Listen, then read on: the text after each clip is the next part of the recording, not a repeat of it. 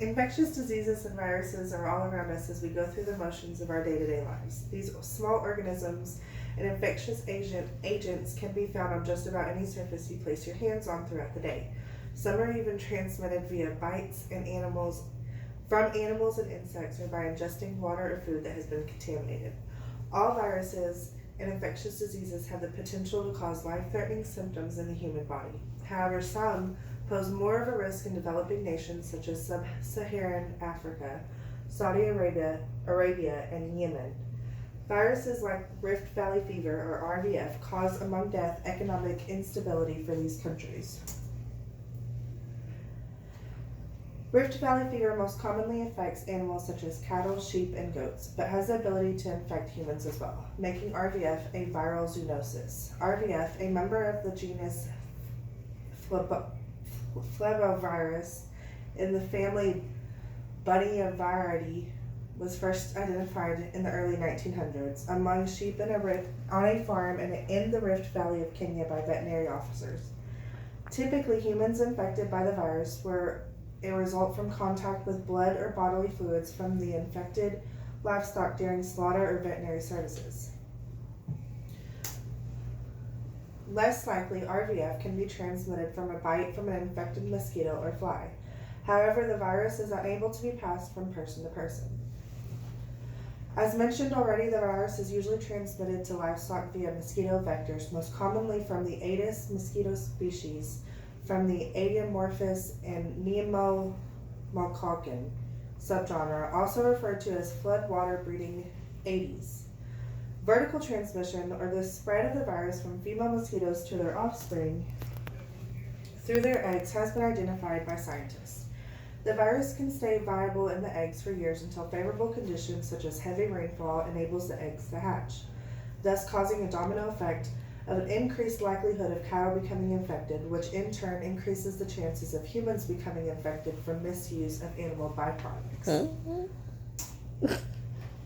The Rift Valley fever virus has a tri-segmented, single-stranded RNA genome, meaning it is comprised of 3 RNA segments, S, L, and M. The L and M segments have negative polarity, while the S segment is aviescence, or it contains both positive sense and negative sense. Furthermore, the L segment encodes the viral RNA polymers used for replication and mRNA transcription. The M segment encodes 2 glycoproteins and a non-structural protein that can be expressed by itself or in fusion with GN. The S segment expresses the nucleoprotein and encodes the non-structural protein NSS. The Rift Valley virus also presents with a lipid bilayer enveloped viron. Ribonucleoprotein complexes are layered proximal to the inner envelope and suggest an interaction between ribonucleoproteins and glycoproteins. Once infected by the Rift Valley fever virus, it typically takes 2 to 6 days before symptoms begin. Symptoms that arise can vary wildly from person to person. Some will show no detectable symptoms at all, while others will experience sudden flu-like fever, muscle pain, joint pain, generalized weakness, dizziness, and headache. Before the patient can recover, these symptoms usually range between 4 to 7 days. While most who are infected with the virus only experience the mild symptoms previously mentioned, there are a small number of patients who develop a much more severe form of the disease. This includes developing 1 or more of 3 distinct syndromes. Ocular disease, or disease affecting the eye, can occur, accompanying the more mild symptoms and causing lesions to appear in the eyes 1 to 3 weeks after the initial onset of symptoms. For most, the lesions will subside within 10 to 12 weeks, but if the lesions happen to occur on the macula, about 50% of patients will have permanent vision loss. Encephalitis, or inflammation of the brain, can also be a more severe symptom of RVF virus. Inflammation typically occurs 1 to 4 weeks after the initial onset of symptoms and can cause headache, coma, and/or seizures. More commonly, when the patient is suffering from encephalitis, neurological defects may persist, sometimes severe. However, death is rare. The last and most infrequent syndrome to occur, and probably the most frightening, is hemorrhagic fever. Unfortunately, patients who develop this syndrome have a 50% mortality rate. This may begin after 2 to 4 days after being infected, with liver impairment presenting and jaundice.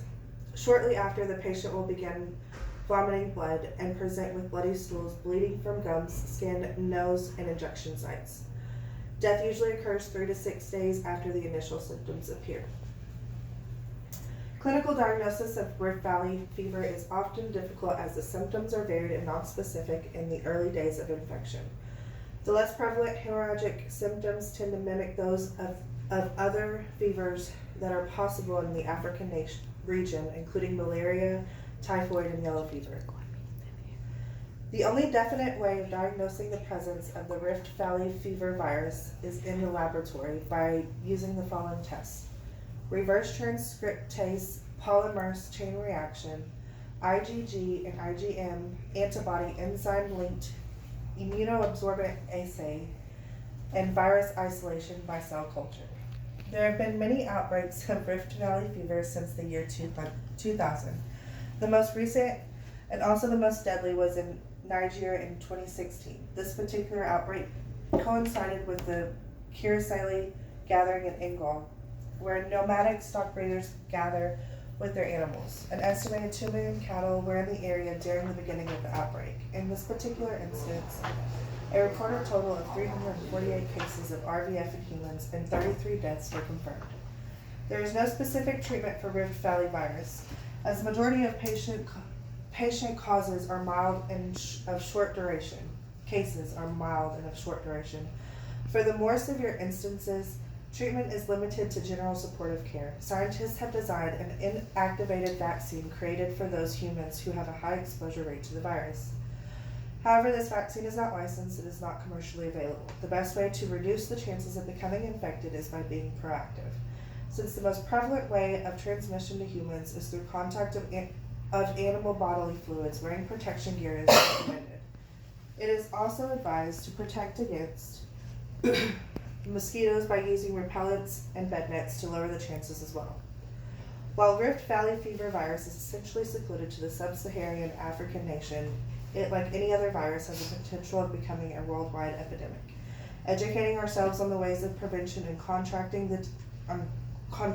the disease, such as the protective equipment when handling livestock and mosquitoes, is the most important step forward when dealing with infectious diseases such as the Rift Valley virus. Interesting.